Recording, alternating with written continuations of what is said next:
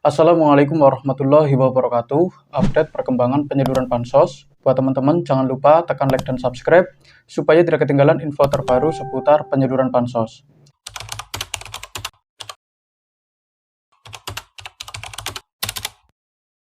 Nah, oke, kita langsung saja ke informasi yang pertama. Ini mengenai update penyaluran bansos untuk PKH tahap kedua ya.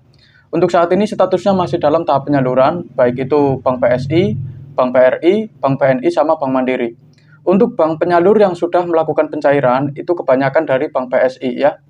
Jadi untuk PKH-nya ya, itu sudah mulai disalurkan karena statusnya sudah SI atau Standing Instruction di aplikasi CKNJ. Itu dari Bank PSI, habis itu disusul Bank BRI, Bank BNI, sama Bank Mandiri ya. Jadi ini susul-susulan ya. Dan di setiap daerah itu pencairannya berbeda-beda. Dari daerah satu ke daerah yang lain itu tidak sama ya. Jadi jangan disamakan antara daerah saya mungkin sama daerah teman-teman sekalian ya. Terus berikutnya mengenai bansos BPNT untuk sekarang ini juga sama seperti PKH, masih dalam tahap penyaluran. Untuk bank penyalur yang sudah lebih dulu melakukan pencairan itu dari Bank PSI. Untuk daerahnya itu yang paling cepat dari Aceh ya untuk Bank PSI ya. Habis itu disusul daerah yang lain ya.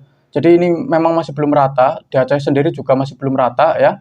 Dan ini juga ada saran buat para KPM yang mungkin sekarang belum punya M-Banking ya, mobile banking, itu harap ngeceknya 3 hari sekali maupun seminggu sekali ya. Itu pun kalau sudah mendapatkan informasi resmi mengenai status di aplikasi CKNJ. Kalau statusnya sudah berubah menjadi SI, itu pendamping hanya bisa menyarankan ngeceknya 3 hari sekali maupun seminggu sekali itu juga boleh ya. Tetapi kalau KPM punya M-Banking ya, mobile banking, itu bisa ngeceknya setiap hari ya, sehari 3 kali, sehari 2 kali ya, itu bebas, tidak jadi masalah ya. Jadi jangan terlalu sering pergi ke ATM maupun ke agen ya, kalau statusnya itu belum standing instruction. Yang dikhawatirkan nanti kecewa karena pas dicek itu saldonya masih kosong ya. Terus berikutnya mengenai atensi YAPI untuk sekarang juga sama ya, sedang disalurkan secara bertahap ya. Jadi penyalurannya itu memang agak sedikit terlambat, tetapi harap bersabar karena ini masih dalam tahap penyaluran ya. Ini untuk atensi yatim piatu.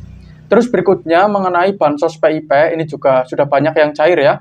Sudah ada laporan mengenai pencairannya. Ini untuk sekarang ini statusnya masih dalam tahap penyaluran.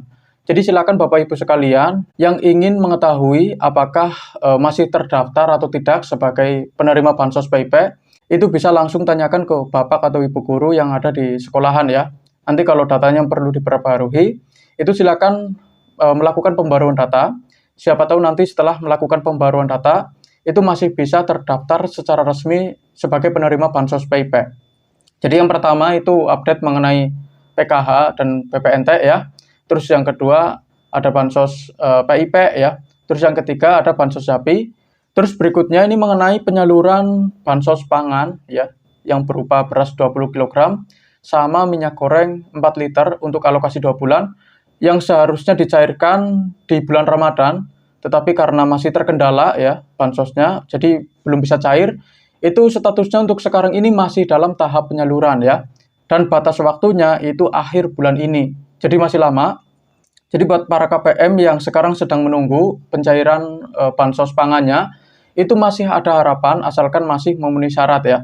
Berada di desil 1 sampai desil 4. Itu ada kemungkinan bisa mendapatkan bansos tersebut. Asalkan secara resmi itu masih terdaftar sebagai penerima bansos. Dan mengenai bansos yang belum cair ya, itu juga banyak penyebabnya. Yang pertama itu mengenai data ya. Jadi datanya yang salah, maksudnya tidak sinkron ya, tidak sama antara KTP sama KK. Itu silakan diperbarui ya. Yang yang masih belum sinkron saja. Tetapi kalau sudah sinkron tidak perlu melakukan pembaruan data. Jadi KTP sama KK itu harus sama dan KK-nya harus yang sudah berbarcode ya.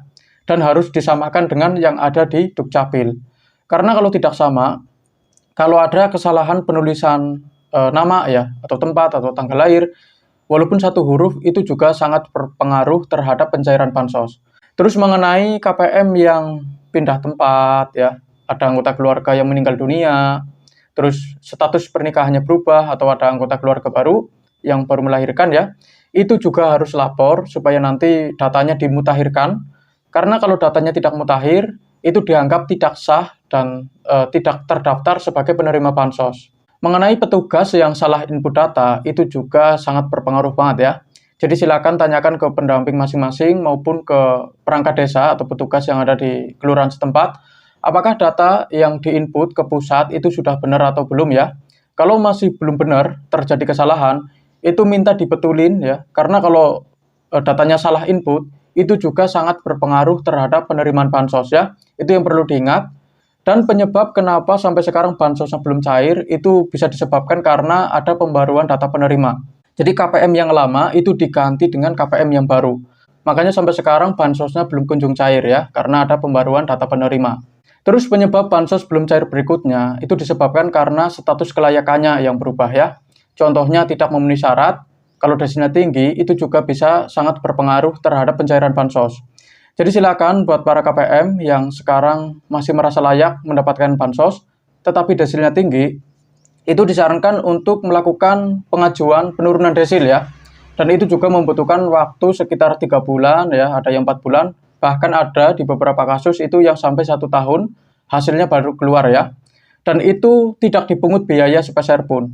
Bisa dilakukan dengan 2 cara. Yang pertama itu dengan cara mandiri ya.